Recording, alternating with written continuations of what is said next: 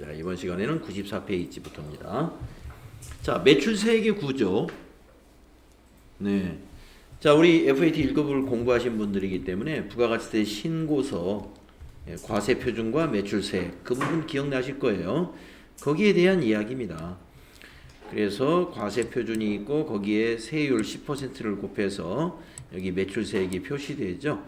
그리고 거기에 예정신고 누락분 따로 표시되는 항목이 있습니다.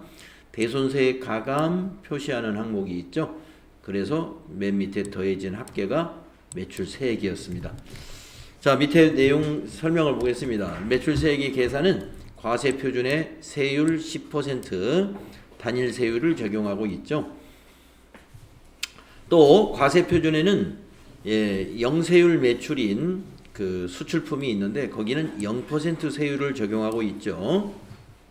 자, 예정신고 누락분은 확정신고 때 함께 신고하게 됩니다.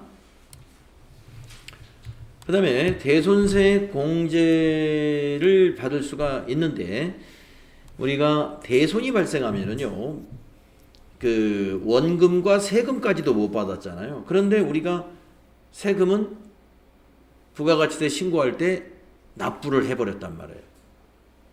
그래서 그 뒤에 사후에 못 받은 납부세, 이거를 어떻게 해야 돼요? 정부가 돌려줘야 되겠죠. 그것이 대손세액 공제입니다. 자, 외상매출금이나 그 밖의 매출 채권이 공급받은 자의 파산이나 강제지팡이나 그 밖의 사유로 대손이 되어 회수할 수 없는 경우 매출세액에서 차감하는 것입니다. 이 기준은 공급한 날로부터 10년이 경과한 날이 속하는 과세기간에 대한 확정신고 기한까지 대손세액 공제 요건이 확정이 되면 대손세액 공제를 해준다, 이런 얘기입니다. 그러니까 오래된 거라서 안 해주진 않는다. 언제까지는 해줘요? 10년 전까지는, 우리 쉽게 생각해서 10년 전까지 공급한 거 대손 발생했으면 해준다 이겁니다. 11년 된 거는 안 해줘요. 그래서 대손세액을 어떻게 계산하느냐, 받아야 될 외상매출금이 대손금액이죠. 거기 외상매출금에다가 곱하기 10 나누기 110을 하면 세금이 나옵니다. 네. 여기 대손금액이라는 건 외상매출금을 말하는 거예요. 외상매출금에서 곱하기 110분의 10 하면 세액이 나오게 돼 있어요. 뭐 계산까지 문제에서 여러분 보고 하라는 그 문제는 나온 적은 없습니다만은 참고로 알아두시면 되겠습니다. 확정신고 시에만 대손세액 공제가 가능합니다. 그러니까 대손세액 공제는 예정신고 때는 대손세액 공제 사항이 있다 하더라도 신고 때 포함시키면 안 돼요. 안 해주니까. 확정신고 때에만 챙겨서 매출세액에서 빼주면 되는 거예요. 또 여기에 대한 회계 처리도 실무할 때 자세히 배웁니다. 이것도 문제에 잘 나오기 때문에 대손세액 공제에 관한 문제도 실무 문제로 잘 나와요. 그래서 이것도 연습 많이 할 거고요. 다음에 매입세액 구조를 보겠습니다. 매입세액, 여러분 매입세액도 부가가치세 신고서에서 우리가 많이 보았던 그런 항목들이 있죠. 그래서 세금계산서 수취분 매입세액이 있고, 그 다음에 그 밖의 공제 매입세액도 있었고요. 예정신고 누락분, 매입자 발행 세금계산서에 의한 매입세액이 구분되어 있었습니다. 자, 이게 이제 이 그 밖의 공제 매입세액이 시험에서 많이 다루어지는데, 신용카드 매출전표는 우리가 FAT 1급에서 뭐 그 밖의 공제 매입세액이 포함된다는 거 이미 알았고요. 의제 매입세액, 요게 시험에서 많이 나와요. 이제 의제 매입세액. 재활용 폐자원 등의 매입세액도 의제 매입세액 제도하고 유사한 제도입니다. 시험에서 많이 나오진 않아요. 또 과세사업 전환 매입세액, 재고 매입세액, 변제 대손세액 등이 다 그 밖에 공제 매입세액에 나오는데, 여러분 TAT 2급 준비하실 때 이슈가 되는 항목은 의제 매입세액, 이 부분은 자세하게 실무 수행까지 뒤에서 반복될 겁니다. 그 다음에 이제 공제받지 못할 매입세액, 여러분들 불공제되는 것들이 있죠. 예, 공제받지 못할 매입세액란에 들어간 것은 저 위에 있는 세금계산서 수치분 매입세액 중에서 공제받지 못할 매입세액이 여기에 또 표시돼 가지고 빼주는 거예요. 알고 계시죠?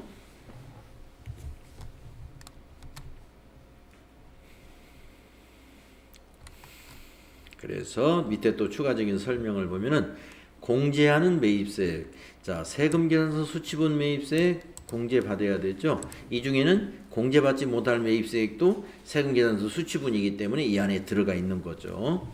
그 밖에 공제 매입세액 아까 말씀드린 대로 신용카드 수치분, 현금영수증 수치분이 여기 들어있고요.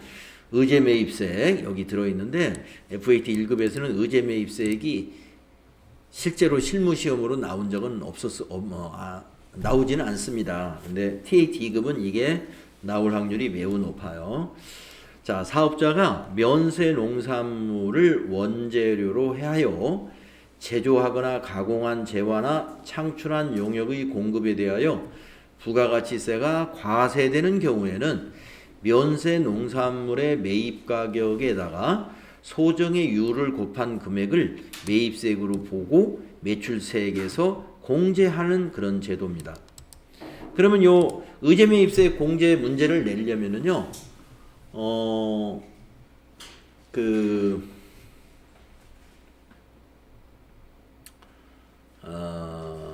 어떤 회사라고 가정을 해야 될까요?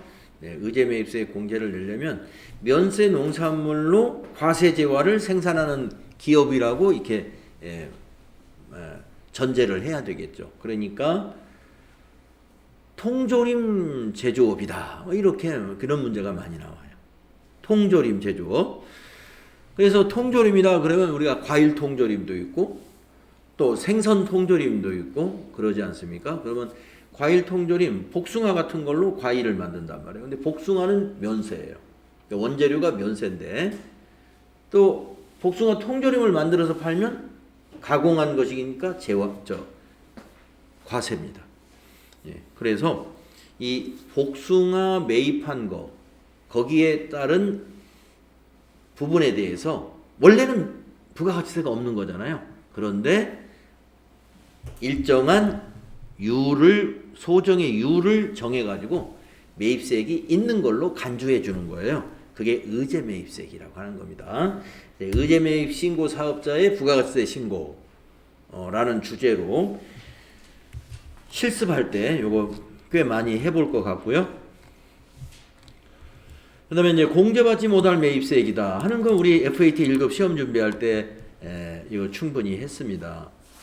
그래서 세법상 의무 불이행, 매입처별 세금계산서 합계표를 미제출했거나 부실기재한 거, 세금계산서를 미수취했거나 부실기재한 거 공제받지 못하겠죠. 그러나 실제 시험에서는 이거보다는 이런 것이죠. 면세사업에 사용한 매입세액, 또 토지와 관련된 매입세액, 이런 것들이 FAT 1급 시험에 많이 나오지 않습니까? 네. 업무와 직접 관련이, 사업과 직접 관련이 없는 지출에 대한 매입세액, 비영업용 소형 승용차 구입이나 임차나 유지에 관련된 매입세액, 접대비와 관련된 매입세액, 사업자 등록 신청하기 전에 매입세액 이렇게 있습니다만은 사업자 등록 신청하기 전에 매입세액도 시험에 거의 안 나오는 편이고 여기에서 주로 공제받지 못할 매입세액 54번 불공 유형으로 이제 이런 유형들이 주로 많이 나오는 편이죠. 자, 요건 사업자 등록 신청하기 전에 매입세액에 대해서는요, 이론에서 다루어지는 부분이 있기 때문에 주 2의 내용, 요거를 좀 알아두셔야 됩니다.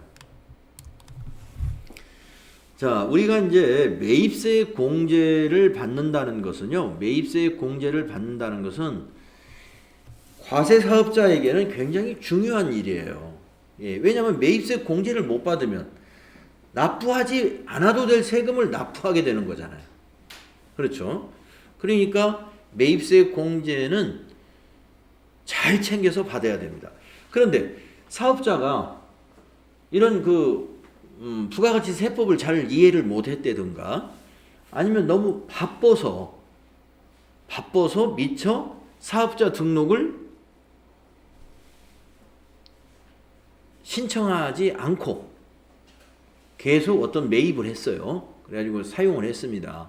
나중에 이제 사업자 등록을 받아가지고 세금계산서를 나중에 발급받았어요. 다 해줍니다. 그것도. 사업자 등록을 신청하기 전에 매입한 매입세액 공제받지 못한다고 했지만 다 해줘요. 근데 어디까지만 사업자 등록을 하면 되느냐면은 핵심이 이겁니다.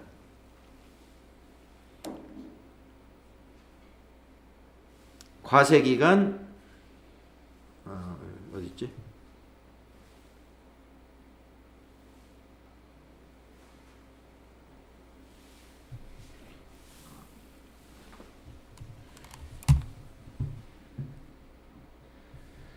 자, 한번 내용 읽어보겠습니다. 공급 시기가 속하는 과세기간이 끝난 후. 자, 그러면 사업자 등록을 안 했는데요. 2022년이라고 봅시다. 1월 6일 날 매입을 했어요. 1월 1일 날 1,000만 원어치 매입을 하고 부가가치세가 100만 원짜리 어떤 매입건이 있었습니다. 자, 그런데 과세기간이 끝났어요. 그러면 언제가 끝나냐면 6월 30일이 일기잖아요. 6월 30일 이후가 돼버렸다 이거. 이후. 그리고 아직까지도 사업자 등록을 안 했어요. 그래서 공급 시기가 속하는 과세기간이 끝난 후 20일 내에 사업자 등록을 신청한 경우 등록 신청일부터 공급 시기가 속하는 과세기간의 기산일이니까 1월 1일부터 6월 30일까지 이 건에 대한 것이면 그까지 역산한 기간 내의 것은 매입세 공제가 가능하다. 매입세 공제가 가능하다. 그러니까 언제까지요? 끝나고 20일이니까 6월 30일 끝나고 20일이면 7월 20일이죠. 7월 20일까지 사업자 등록해주면 1월 달에 매입할 때 사업자 등록 안 한 상태에서 매입을 했다 하더라도 세금계산서만 받았다면 매입 요건만 그 증빙만 내면은 해준다 이런 얘기입니다. 시간이 너무 지나면 세금계산서를 발급할 수 없을 수도 있는 상태가 되죠. 우리가 세금계산서 발급은 공급 시기에 발급하거나 다음 달 10일까지 발급해야 되죠. 다음 달 10일까지. 그런 시기를 이제 놓치면 안 되겠죠. 그래서 원칙은 이렇게 된다. 그래서 여기 주 2에 있는 내용, 공급 시기가 속하는 과세기간이 끝나고 20일 내에 사업자 등록을 신청한 경우에는 등록 신청일부터 과세기간이 속하는 과세기간의 기산일까지 역산한 기간 내의 매입세액이 다 공제 대상으로 보여준다. 증빙은 다 있어야 돼. 증빙은 있어야 된다. 자, 그 다음에 이제 면세 농산물 등의 의제 매입세 공제 특례. 네, 이제 이게 상당히 TAT 2급 시험에서는 많이 나온다는 문제입니다. 의제 매입세 공제 문제. 그래서 여기서는 지금 이론만 할 수밖에 없어요. 여기 쭉 나와 있는 거 이론으로 일단 정리해 놓고 이론에서 여러분이 뭐 조금 이해가 안 가더라도 큰 걱정 안 해도 돼요. 나중에 실무를 해보면 의제매입세 공제는 사실은 이론보다는 이론에서 나올 건 의제매입세 공제의 그 대상, 아까 말씀드린 면세 농산물이나 수산물을 가지고 과세제화를 생산하는 사업자에게 적용된다. 이것만 잘 알고 계시면 돼요. 그러니까 여기에 있는 이런 공제율이라든가 또 그 다음 페이지에 있는 한도율이라든가 이런 걸 가지고 문제는 안 냅니다. 그런 걸 뭐 공제율을 업종별로 다 외워야 되는데가 그럴 필요는 없어요. 그래서 그거는 실무적인 거. 이제 실제 실무 수행할 때 이걸 적용하면 돼요. 공제율은. 자, 이론에서는 개념만 알면 됩니다. 자, 보겠습니다. 공제 요건. 과세 사업자가 매입한 면세 농산물 등을 원재료로 하여 제조 가공한 재화나 또는 창출한 용역의 공급에 대하여 부가가치세가 과세되는 경우에 의제매입세액을 적용한다는 것입니다. 두 번째, 면세 농산물 등을 공급받은 사실을 증명하는 서류를 애정신고나 확정신고 시에 납세지 관할 세무서장에게 제출해야 공제 요건이 됩니다. 그러면 자, 면세 농산물이나 수산물로 과세 재화를 만들었는데 그 면세 농산물을 샀다는 증명 서류가 있어야 된다는 거예요. 그 증명 서류 주 1에 있습니다. 이게 있어야 된다 이겁니다. 제출 서류는 의제매입세 공제 신고서를 제출할 때 계산서 받아야 돼요. 면세 농산물이니까 세금 계산서가 아니겠죠? 계산서 제출해야 되고, 계산서가 있어야 계산서 합계표가 만들어지죠. 그 다음에 신용카드 매출 전표 등, 이거는 신용카드하고 현금 영수증을 포함해서 신용카드 매출 전표 등 이렇게 하는 것입니다. 예, 직불카드도 여기도 해당이 되고요. 예, 직불카드나 현금 영수증이나 신용카드, 예, 직불카드나 신용카드 매출 전표는 같죠. 그래서 다시 말해서 이건 뭘 말하냐면은 사업자로부터 사야 이걸 받을 수 있죠. 면세 농산물, 그러니까 복숭아를 사는데 사업자로부터 사야 사업자가 계산서 발급할 수 있고 신용카드 매출 전표 발행할 수 있죠. 네. 사업자로부터 사야 됩니다. 네, 예외가 있긴 있어요. 예외는 제조업의 경우에만 예외를 둡니다. 혹시 이론 쪽에 나오면 제가 그거 찍어서 말씀드릴게요. 자, 원칙은 계산서, 그 다음에 신용카드 매출전표 요걸 제출해야 돼요. 자, 그 다음에 공제는 얼마나 해주느냐.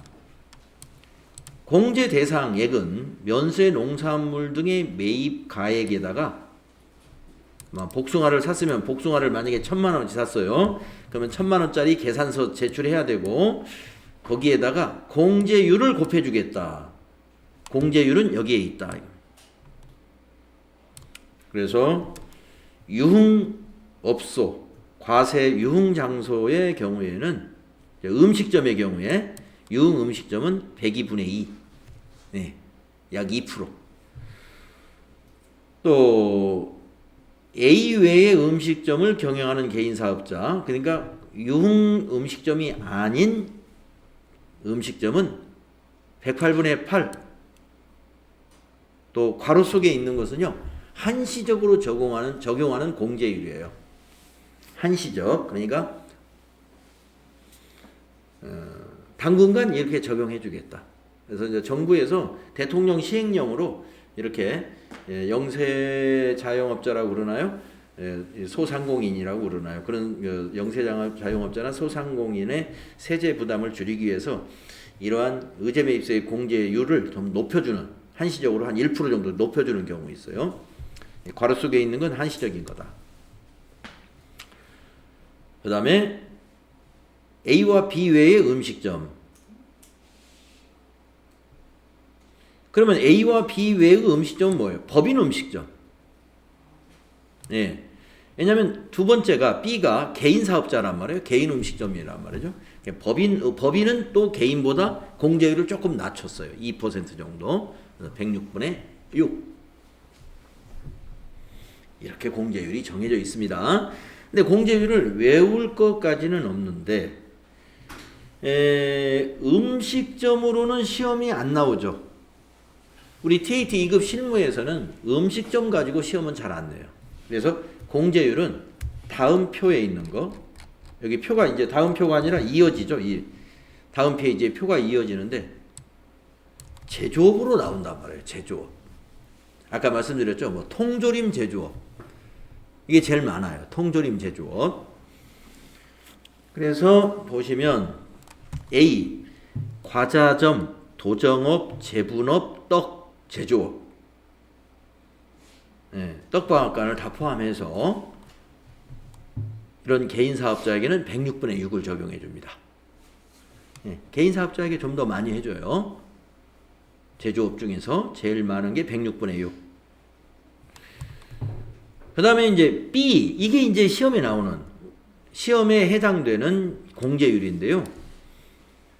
B를 보면 A 외의 제조업을 경영하는 중소기업 및 개인 사업자. 그래서 우리는 주로 중소기업으로 문제가 나와요. 통조림을 제조하는 중소기업이다. 이렇게 전제해 놓고 문제를 냅니다. 그러면 여러분은 공제율을 104분의 4를 딱 선택해야 돼요. 그리고 이제 항상 그 어떤 프로그램에서 공제율 같은 것이 기본값이라는 게 있거든요. 이게 목록 단추 눌러서 106분의 6도 선택할 수 있고 102분의 2도 선택할 수 있는 목록은 있는데 내가 선택을 안 했는데 기본값이 뭔가 선택되어 있어요. 그걸 우리가 이제 디폴트 그 프로그램에서 기본으로 딱 선택되어 있는 값인데 우리 TD 그 프로그램에서 104분의 4가 디폴트로 딱 돼 있어요. 그러니까 그래도 혹시 모르니까 104분의 4인가 확인만 해주시면 돼요. 공제율이라는 게 있다는 거 여러분 알아두시고, 그러니까 약 4%니까요. 매입세액을 1,000만 원어치 사면 원래는 100만 원이 매입세액인데 40만 원이면 4%죠. 그래서 1,000만 원어치 사면 한 40만 원 정도 매입세액이 인정된다. 그런 얘기입니다. 자, 그런데 다시 이제 위로 올라가서 한도가 있어요. 한도는 과세 표준을 가지고 한도를 잡습니다. 네. 자, 면세 농산물을 잔뜩 사기는 했는데 통조림을 안 만들었어요. 그럼 매입세 공제만 많이 받게 되는 경우가 되겠죠. 그래서 통조림을 만들어내야 공제해주겠다 해서 한도, 면세 농산물 등과 관련해서 공급한 과세표준이 뭐예요? 통조림 만든 과세표준. 그것에다가 곱하기 한도율을 하고 공제율 한 것만큼을 한도로 딱 정했습니다. 그래서 원재료를 매입만 해놓고 저기를 안 하면, 만들지 않으면 그 해에 매입세 공제, 그냥 매입했으니까 다 공제를 받는다. 그렇지 않다. 이겁니다. 공급한 과세표준에다가 한도율과 공제율을 곱한 것을 한도로 한다. 한도에 대한 것은 여러분이 시험에서는 전혀 신경을 안 쓰셔도 됩니다. 여기 개인사업자의 한도와 또 음식점 외에 사업을 경영하는 음식점을 경영하는 개인사업자, 음식점 외의 사업을 경영하는 개인사업자, 법인사업자겠죠. 법인사업자의 한도율 40%. 그러니까 이 40%는 어디에 들어가는 값이냐면 여기에 들어가는 값이죠. 여기에 들어가는 값. 그러니까 공급한 과세 표준에 곱하기 40%. 그러니까 매출을 만약에 뭐 복숭아를 1,000만 원어치 샀으면 통조림 만들면 한 3,000만 원어치 만들어지겠죠. 그러면 3,000만 원에 40%. 그걸 다 해주는 게 아니라 3,000만 원에 40%면은 432, 1,200만 원. 거기에 공제율 4%. 1,200만 원에 4%가 한도다. 이런 얘기입니다. 네, 그래서 이 한도율은 여러분이 계산까지 할 필요가 없다는 얘기는 뭐냐면 이론에서 한도율을 물어보지 않아요. 물어보지 않고 시험에서, 실무 시험에서는 한도는 프로그램 내부에서 자동 계산해요. 매입 매출 전표 입력된 데이터를 가져다가 자동 계산해서 한도를 의제매입세 공제 신고서에 한도가 자동으로 딱 계산돼 가지고 작성이 되기 때문에 여러분이 수기로 작성할 필요가 없다는 거죠. 자, 이렇게 의제매입세 공제 신고 업무가 요런 기준으로 정리가 된다 하는 것입니다. 다음은 재활용 폐자원 등에 대한 부가가치세 매입세의 공제 특례. 이것이 의제매입세 공제하고 비슷하다고 아까 말씀드렸죠. 자, 공제 요건을 보시면 재활용 폐자원 및 중고자동차를 수집해가지고 이런 사업자가 세금계산서를 발급할 수 없는 개인으로부터 재활용 폐자원 및 중고자동차를 매입하여 제조하거나 가공하는 경우에 적용을 해줍니다. 그러니까 폐지를 수집해가지고 뭔가 무슨 쇼핑백을 만든다, 무슨 자재를 무슨 제품을 만들어요. 폐지를 수집해가지고 그 이제 재활용 폐자원을 수집해서 어떤 과세 재화를 만들어내는 거죠. 그런데 이 종이를 수집하는 사람들이 그 신용카드 매출전표라든가 또는 현금 영수증이라든가 또는 사업자가 아니면 증빙을 발행할 수가 없잖아요. 그래서 적용을 해준다 이런 얘기입니다. 그래서 그 수집을 할 때 개인들한테 사게 되면 부가가치세 과세 사업을 영위하지 않는 자 또는 간이과세자 이런 분들이 이게 사게 될 때는 그 증빙을 갖출 수가 없어요.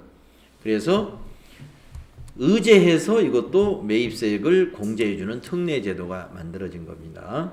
그래서 공제 대상액은 재활용 폐자원 등의 매입가액에다가 이것도 의제 매입세액처럼 공제율을 적용합니다. 그리고 역시 한도가 있습니다. 자, 과세표준이 매출액이죠. 80%에서 세금계산서 수취한 매입가액 빼고 한도를 정의하고요. 공제 시기는 재활용 폐자원 등에 매입한 날이 속하는 예정신고기간이나 확정신고기간에 공제를 해줍니다. 의제매입세액 공제도 예정신고 때나 확정신고 때 다 공제를 해줍니다.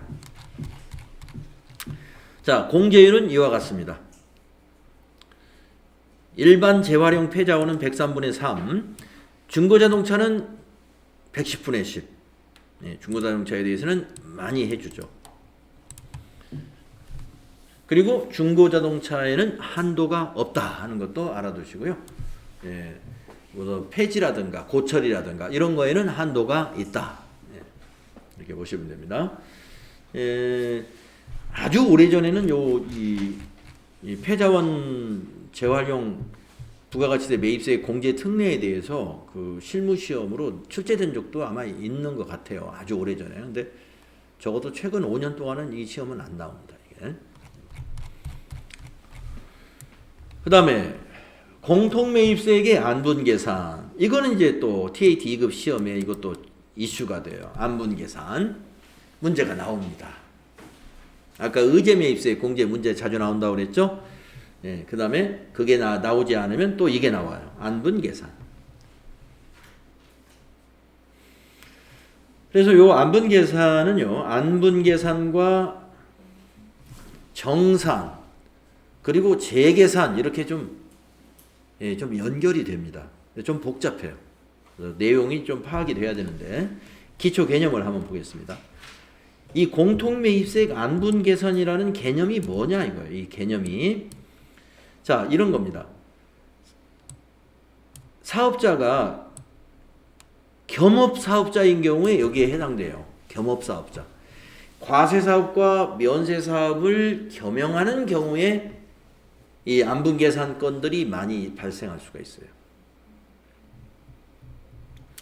그러니까 운수업을 하는데 택시 운수업도 하고 버스 운수업도 하는 사람.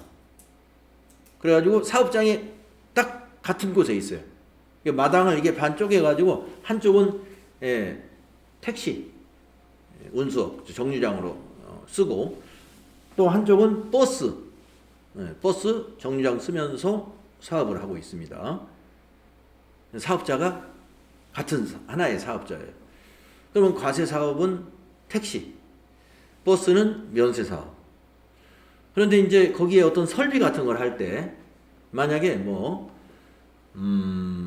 자동차를 고치는 설비에 용접기를 하나 샀다든가, 용접이 자동차 고칠 때 쓰는 거 아니겠습니까?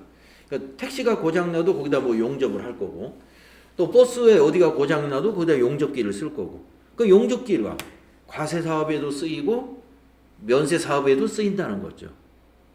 그러려면은 용접기가 만약에 5천만 원짜리 용접기를 샀다고 하면 이 5천만 원의 부가가치세가 500만 원이라고 합시다. 그것을 택시에서 쓴다 그러면 500만 원을 다 매입세 공제 받아야죠. 근데 이게 버스에서도 쓴단 말이에요. 그러면 500만 원 다 공제 받으면 안 된다는 겁니다. 그러니까 안분 계산이 필요한 겁니다. 어떤 기준을 정해가지고 500만 원 중에 얼마를 공제받아야 되느냐, 이걸 계산해내는 게 안분 계산입니다. 방법이 있어요.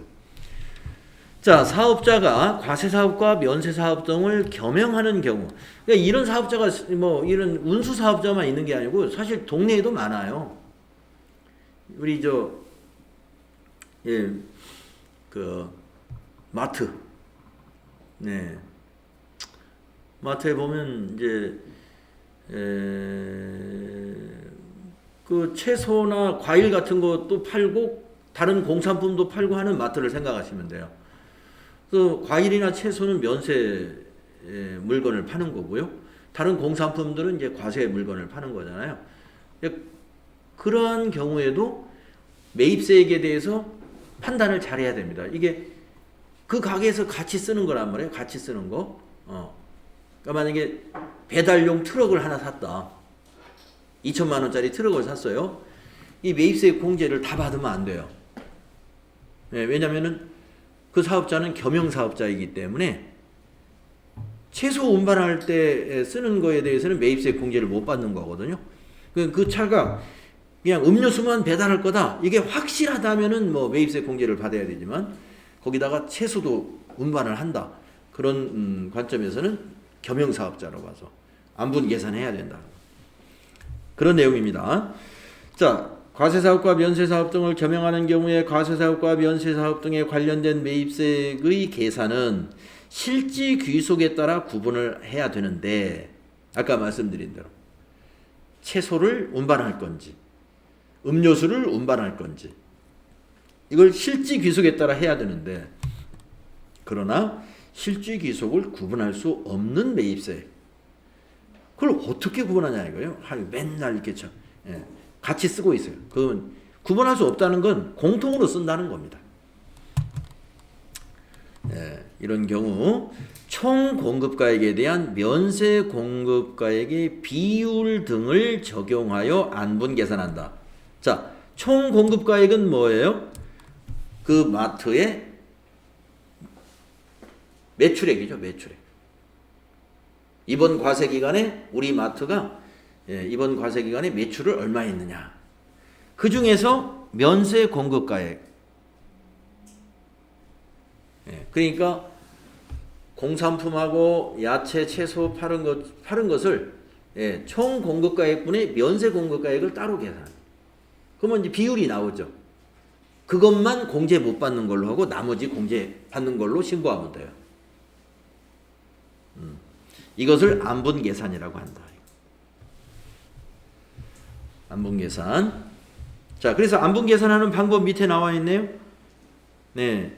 자, 면세 사업 관련된 매입세액을 어떻게 계산해내느냐? 즉 면세 사업 관련된 매입세액은 공제받지 못하는 거예요. 공제받지 못할 매입세액을 어떻게 계산하느냐? 자, 공통 매입세액이 뭐예요? 아까 차량 살 때 그 매입세액 200만 원.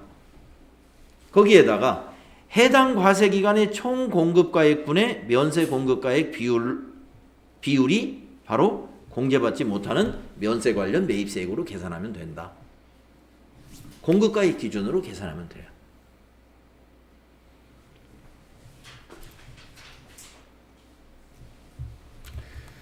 자, 두 번째, 안분 계산을 배제한다. 이 말은 뭐냐면 안분 계산을 하지 말아라, 이런 경우는. 자, 안분계산 배제. 이런 경우는 안분계산 하지 말고 전부 다 그냥 공제해 줄게 이겁니다.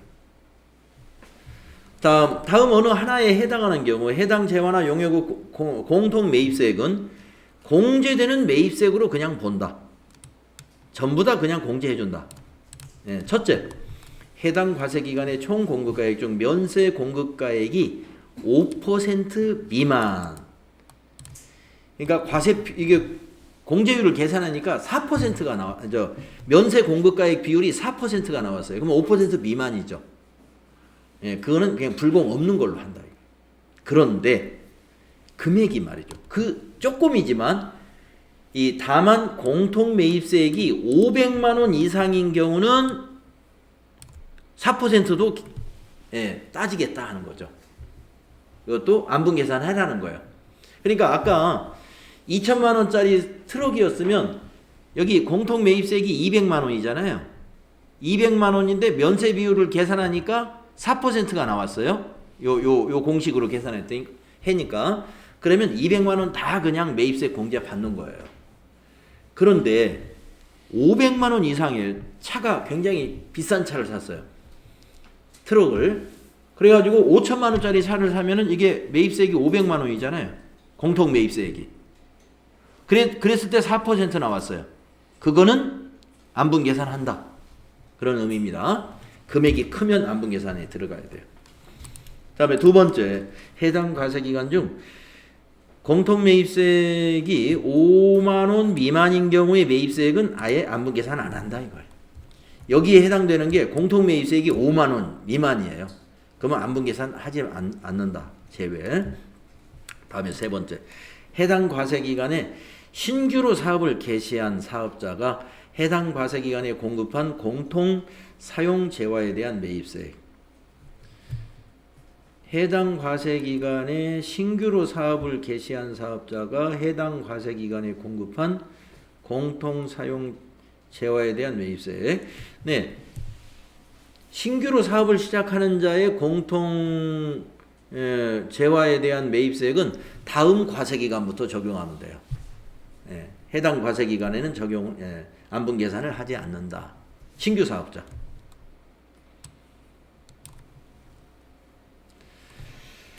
자, 그래서 안분 배제 요건 5% 미만 요 정도 기억하시면 되고요. 자, 그러면 이제 여기까지는 이제 여러분이 이해를 하신 것 같고, 다음 시간에. 근데 안분 계산을 재계산해야 된다. 재계산. 재계산이라는 건 뭐고, 정산도 있는데, 정산은 어디에 있을까요? 정산과 재계산. 여기 아까 말씀드렸습니다만은 이것도 지금 이론으로 정리할 때는 여러분이 이게 완전히 이해가 되지 않습니다. 그래서 나중에 이거 실무를 하면은 지금보다 훨씬 이해도가 높아져요. 그때 보완이 된다고 보고, 자, 내일 여기서부터 해보겠습니다. 재계산은 또 왜 하는 것인지. 자, 수고했습니다.